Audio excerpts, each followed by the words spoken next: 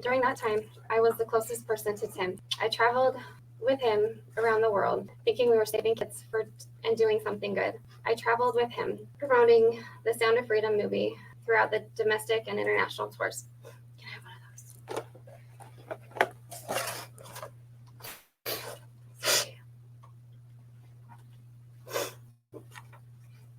I also served as his personal therapist at all hours of the day and night. I had to be available 24/7 to give assurances to Tim of what a great guy he is to navigate his emotional meltdowns and his threat of suicide. On top of all this, I was also Tim's partner in the couple's ruse. I joined Operation Underground Railroad to help save kids from sex trafficking. I wanted to make a difference and be the light in the darkness. I wanted to help fight the bad guys. Instead, I became an easy target for the worst guy of all. In saving kids and helping trafficking victims, I unknowingly became a victim myself. The very organization that claims to fight traffickers turned me over to the trafficker. No one did anything to protect me. I worked tirelessly day and night for the good of the cause. I sacrificed time I can never get back from my family, my kids, and my husband. For my efforts and my sacrifice, I was left with a broken marriage, a broken spirit. As a special thank you, I was molested and sexually assaulted by Tim in 4 different states, 5 different countries in the span of 10 months. Tim manipulated and abused and brainwashed me to a point where I didn't know left from right and right from wrong. We were always under some kind of spiritual attack, under immense danger, and everyone was always out to get us because we were exposing evil pedophiles. The truth is, the only evil I really saw was Tim Ballard and what he did to me. Looking back now, I know it was all an elaborate ploy just to justify Tim's wicked desires. I would like to make a statement without any intent to change my stipulated sentence. For the past 4 years, I've chosen to follow counsel and guidance that has led me into a dark delusion. My distorted version of reality went largely unchecked as I would isolate from anyone who challenged me. I was led to believe that this world was an evil place, filled with cops who control, hospitals that injure, government agencies that brainwash, church leaders who lie and lust, husbands who refuse to protect, and children who need abused. My choice to believe and behave this paranoia culminated into criminal activity for which I stand before you today ready to take accountability. Jody Hildebrandt was never my business partner, nor was I ever employed by her. I have never received wages from her or connections. Jody was employed as my son's counselor in 2019, and in 2020, I paid her to be my mentor. It is important to me to demonstrate my remorse and regret without blame. I take full accountability for my choices, and it is my preference that I serve a prison sentence. You were the angels. I especially want to thank Detective Jay Bate. She plucked me out of a situation I didn't know how to get out of. And the moment she handcuffed me was the moment I gained my... Ruby came to the stark realization of the errors in her thinking patterns and subsequent actions. To say that she was horrified by this realization would be to put it mildly. I have marveled at how quickly Ruby abandoned her defensive stance and moved toward her total acceptance of her actions and to her sentence today. So far, she has used her time in jail to unwrap the layers upon layers of deceit and deception foisted upon her over the last 4 years by an unscrupulous individual. Ruby realizes that she still has work to do in shedding those thinking errors and to reestablish a better and correct pattern of thinking and behavior. Ruby realizes that changing her thinking, reestablishing relationships, and healing are not simple or easy tasks. However, she is committed to doing that work. I would like the court to know that Ruby Franke is a delightful, respectful, and responsible person. She is open to feedback and addressing the consequences of her actions head on, and now ready to address your honor and accept your judgment. Thank you, Judge Walton. Ms. Franke has a statement she'd like to make. She does. Judge Walton. You don't have to bend down. Okay, thank you. I would like to make a statement without any intent to change my stipulated sentence. For the past 4 years, I've chosen to follow counsel and guidance that has led me into a dark delusion. My distorted version of reality went largely unchecked as I would isolate from anyone who challenged me. I was led to believe that this world was an evil place, filled with cops who control, hospitals that injure, government agencies that brainwash, church leaders who lie and lust, husbands who refuse to protect, and children who need abused. My choice to believe and behave this paranoia culminated into criminal activity for which I stand before you today ready to take accountability. DeBrant was never my business partner, nor was I ever employed by her. I have never received wages from her or connections. Jody was employed as my son's counselor in 2019, and in 2020 I paid her.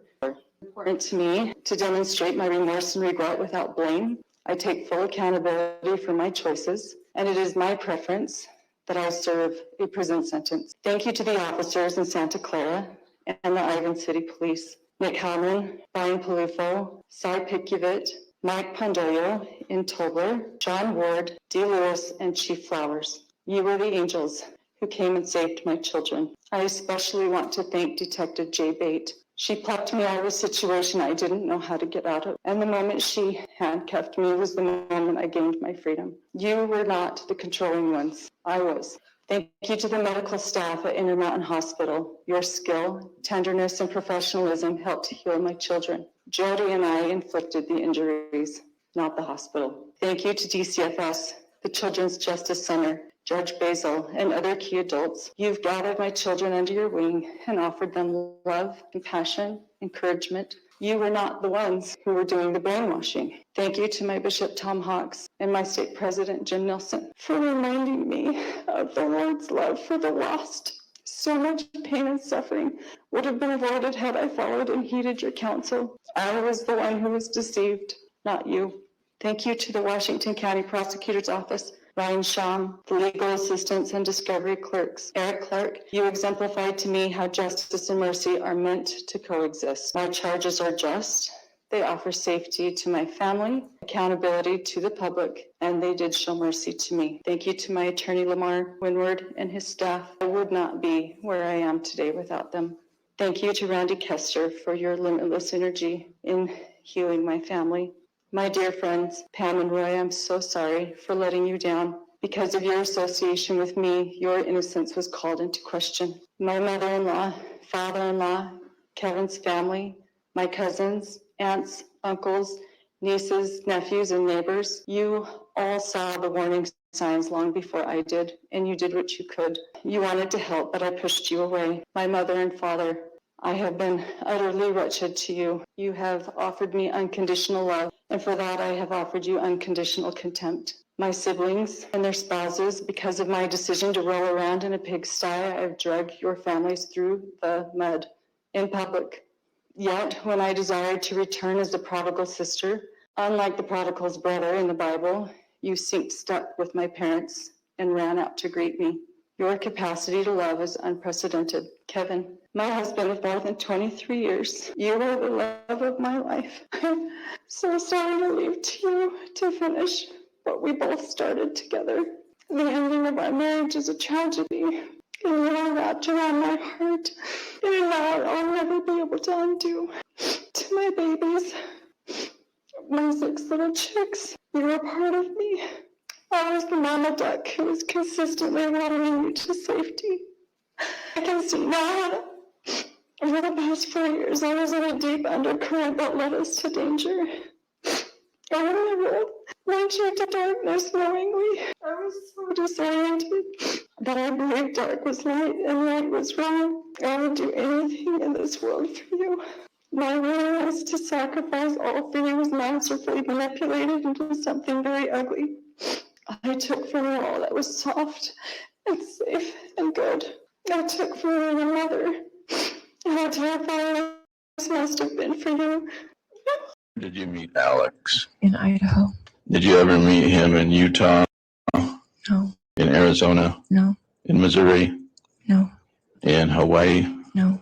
And what did you think of him? It was for a few minutes, and he seemed nice or pleasant at that time. Do you remember when that was? November 2018. He looked to you like anyone who had a demon or possessed, anything like that? No, not when I met him. And so when you did this first prayer group or casting in Utah, I think that was, you said, summer of 2019? Yes. And so and you'd read in the scriptures about castings or getting rid of demons or evil spirits. You'd read about that in the Bible? Not particularly, but yes, it's in the Bible. No. Doesn't Jesus cast out evil spirits? Yes. So that's in the New Testament? Yes. And so you were familiar with that concept of Jesus casting out evil spirits, right? Yes. So in these prayer groups, when you and your friends were saying, let's cast out an evil spirit, you had never been part of a prayer circle that had done that. No. And was it unusual to you? It was very sudden and unusual, yes. Okay. Because you weren't like Jesus in the New Testament. He'd see an evil spirit and he'd cast it out. And that's what you were familiar with, right? Yes. So in this situation, some ladies were meeting in a hotel room and asking Jesus to cast out an evil spirit somewhere else, right? I don't know that they were asking Jesus to. Who are you praying to? Your Honor, I'm going to object. This is misstating the witness's testimony. I'll overrule that. I think it clean to what Director. Who were you praying to if it wasn't Jesus? When at that other time when I said a prayer, I said a prayer. The method that they were using didn't seem like a prayer.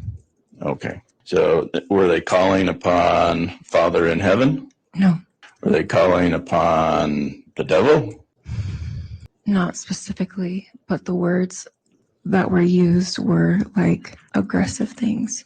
And so this is your very first time that you spent with these ladies in a hotel room in Utah in 2019, and Charles Vallow was still alive, right? Yes. And they're saying things, and you don't think it sounds like prayers to Jesus. You think it sounds like something else. I didn't know what it was, but it wasn't like a prayer. And so were you worried for Charles Vallow at that time? I didn't know what to think. Did you call the police? No. So did you call church headquarters? No. So you just thought, these are ladies, they're being kind of weird? Is that what you thought? Is that a yes? Yes. And so if you thought they were a bunch of weirdos, then you'd never want to hang out with them again, right? Yes. But I thought it was just, I didn't know what to think of it, and that I didn't know about it, and it wasn't my thing personally. So did you say, hey ladies, this is stupid, let's not do this? No, I just removed myself. I left right after. But yet you kept getting together with these ladies, right? No, I did not know Zulema and Melanie Gibb very well. So you met them after this, first time you met them again in Arizona, right? Yes, but I was not in communication with them. And your communication was mostly with Chad, right? Yes. So Chad was the source of all of your information about castings, about evil spirits. Is that right? I first remember hearing about zombies and that languaging from Lori. And where did Lori say she got it from? Chad, right? I'm trying to remember. I don't remember one for sure. Okay. And so these spiritual experiences that you were, their spiritual talks you were having with Chad, did you ever at any time think he's a weirdo, he's leading me astray? At the end of the friendship, there was questions in my mind. So at the end of the friendship, you're talking about November of 2019. October of 2019. Yes. So in the summer of 2019, you were still a fan of his, a follower. Is that fair to say? I thought that he had information and was doing good things, yes, at that time. You went to his seminars, you went to his conferences, you bought his books, you've messaged him on Facebook, you called him on the telephone, and you texted with him, right? He contacted me on Facebook, but yes, the rest. So you thought, this is some spiritual leader, I need to follow him. Is that right? At that time, I thought that he was someone who could help understand. And because you were following him, is it safe to say that other ladies wanted to follow him too? That could be the case. Like Lori Vallow. Yes. We believe that we are Christian. One that believes in Christ. Myself wasn't right. Anyone that believes in Christ is a Christian. And we believe that we are Christians above all other denominations because we have so much revealed information about our Redeemer, our Savior, Jesus the Christ. Mormons are instructed to use Christian terminology when talking to potential converts. Words such as God, Jesus, and salvation all have different Mormon meanings, which the outsider may not be aware of. Do you consider Mormonism Christianity? Yes, I do. We believe in God, the eternal Father, and in His Son, Jesus Christ, and in the Holy Ghost. There are so many that have part of the gospel of Jesus Christ. We think the Church of Jesus Christ of Latter-day Saints has all of the gospel in its What you are seeing is an authentic first-time ever on film reenactment of secret Mormon temple ceremonies that even most Mormons have never seen. And those who have sworn never to reveal these secrets under penalty of death. The execution of the penalty is represented by placing the right thumb under the left ear, drawing the thumb quickly across the throat to the right ear, and dropping the hand to the side. All of us who've been through the temple have sworn solemn oaths consenting to having our throat slit and our heart and our vitals torn out.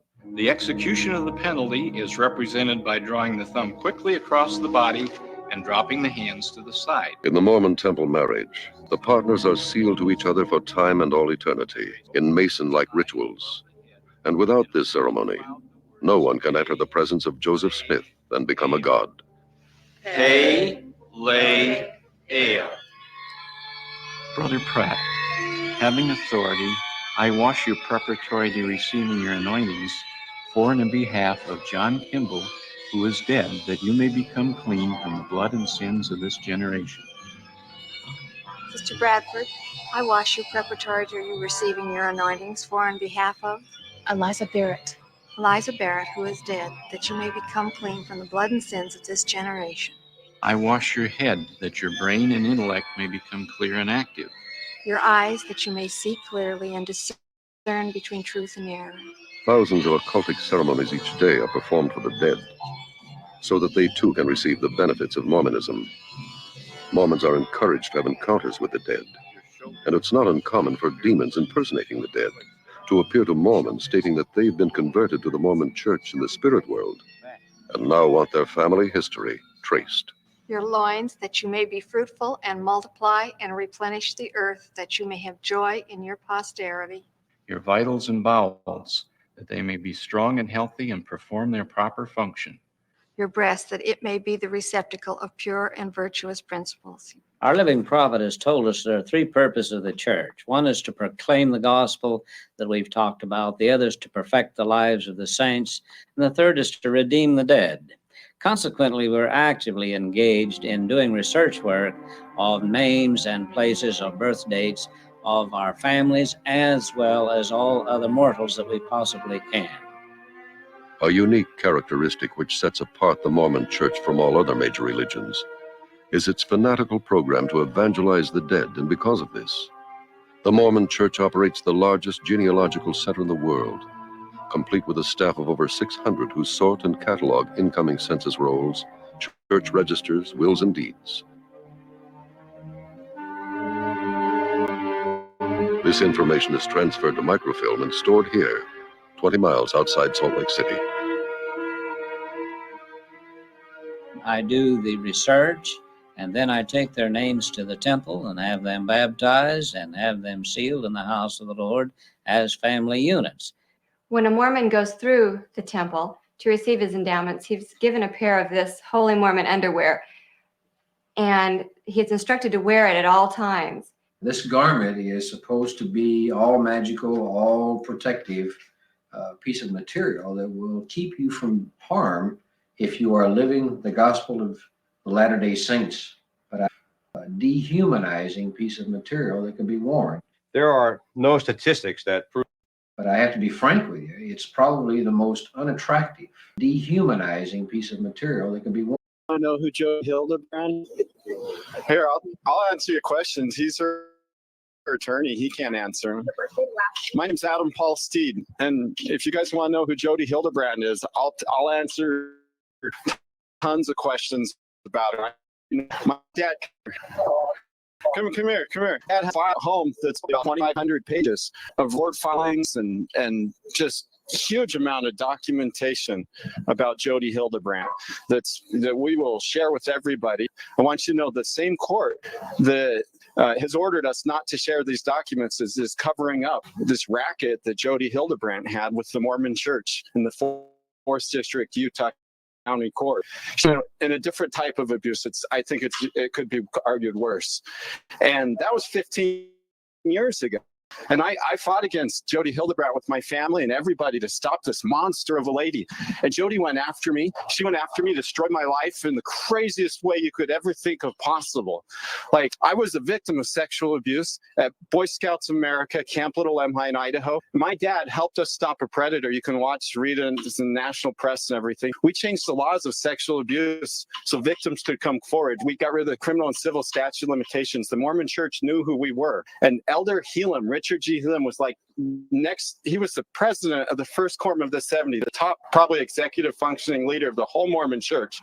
And he sat with Jody Hildebrand as they destroyed my life in this court racket, like they've destroyed countless other people's lives.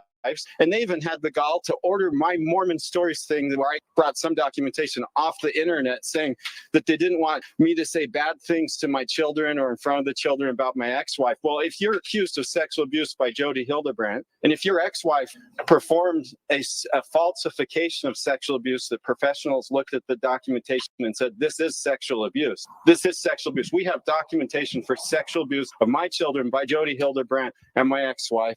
And you know, this stuff was redacted in the Doppel paperwork. It was so horrible that it was redacted. And the courts just recently said I couldn't talk about my family and my ex-wife or anything. But if you have children, if your children were trained to think that your dad was sexual a predator and a monster. So I'm sorry, we came in a little bit late. Why is it that you wanted to be here? Okay, so there are tons, and it's not Jody Hildebrand is the tip of the iceberg. The Mormon Church was doing this operation where they were using religious beliefs and they were using ethical therapists to enforce them. And it was an area of exploitation. And it was a horrific area. It was exploitation because it created horrible divorces that should have been normal divorces. We're talking about hundreds and thousands of families going through these courts. And Jody was like an icon, her doctor. Okay, so here's the problem. Everybody. So today it sounds like it was a little bit of like justice for you too. Oh, Jody, yeah, Ruby Frank. When I saw Ruby Frank, I saw my ex-wife sitting there saying the exact same thing. The prosecutor. My ex-wife would have said the exact same thing Ruby Frankie said today. And a lot of other women would have said the same thing. You have no idea how many victims are out there that are their minds have been messed up so much with this. The prosecutor said that the children thought it was their fault. All of the adult men think it's their fault. All of the women think it's their fault. I have had countless emails and messages. Sorry, what was your... I'm Adam Paul Steed. I'm the guy that got Jody's license from Doppel removed. It's going to get to Jody. Like back when we lived in Burley, Brian Regan, the comedian, had a special. I wanted to watch it, but he says son of a bitch in it. And she turned it off and she had to call her and get her grandma's permission to finish the movie. And her grandma told this medium lady, whatever you call them, yes, Brian Regan's okay. You can watch it. So she gets her dead grandma's approval on lots of things. After I left the church, she had this woman ask her grandma to look at my soul, and my soul was dark and black. And so Jody says, your husband's a monster. Yeah, my dead grandma has vetted that. So she knows it. Like, she fully knows her grandmother that died years and years ago, that my soul is black. She has a health professional, Jody, saying, yes, he's a monster and he has raped your children spiritually. He cannot be in the household. Okay, and I just want to tie all these pieces together. So now you're giving sort of Chad Daybell, Lori Vallow vibes, this idea Yes. of some sort of powerful spiritual being like Julie Rowe, like Chad Daybell, is able is one, potentially able to communicate with dead spirits. Mm-hmm. And that Tim Ballard also relied on a medium Mm-hmm. who was able to claim that she could talk to Nephi or whoever. Mm-hmm. So there's this idea that's clearly prevalent in conservative Mormon circles as late Mhm. as 2024 that super righteous Mormons can talk to dead people and see into a living human's soul, declare them light or dark, Mm-hmm. and then can communicate that, often for money, power, or influence, to a spouse, Mm-hmm. being your ex-wife, Mhm. that can then be used as justification for further alienation, murder, whatever it is. I mean, you're seriously pulling Tim Ballard, Chad Daybell, Lori Vallow, Jody Hildebrandt, Ruby Frankie, Kevin Frankie, like all of these different influences are converging in your story. And at the center of it was Visions of Glory. That sat on our non-coffee table for years. Your postum table. Our postum table had Visions of Glory by John Pontius. Yes. Who is actually, I'm trying to think of the name, Tom Harrison. Yeah. Which we've also covered on Mormon Stories, which is a book about a near-death experience that Tom Harrison claimed he had the ability to communicate with dead people and all that. When we got that book, our food storage went from 1 year to 2 year food storage. And that book was often discussed between my ex-wife and her medium. I don't know how we came across that book. Maybe it was from her, maybe it was somewhere else, but it was pivotal in our household. So getting back to how susceptible my ex was to Jody, like my parents who are active saw right through Jody. My best friend. I've had stories, people telling me that they were DMs and emails of my parents went to her and then destroyed her marriage. I was forced to see her as a teenager. I've heard many stories of people that were very affected by her to different degrees. And not a single positive one. I've not heard a single positive being like anyone coming to the defense of her. I've heard, and it was before, I don't know if this was before Connections Classroom or not, but before it like really kind of blew up. I remember if you typed in Jody's name, it would come up like her therapy would come up on Google reviews, and it had like 2.5 stars. And at some point in the last few years, she had that removed from Google. So when you typed in her name, Connections Classrooms came up instead. And that was like this like filtered, veil that protected her. But I remember on her Google reviews were horrific. And she was able to like expunge that from the internet, unfortunately. If there's like a collective lawsuit that is like ends up forming, like a class action, if there's like a class action lawsuit, will sign me up, and I'm sure many people would be willing to sign their names on it. Yeah, that's a good idea.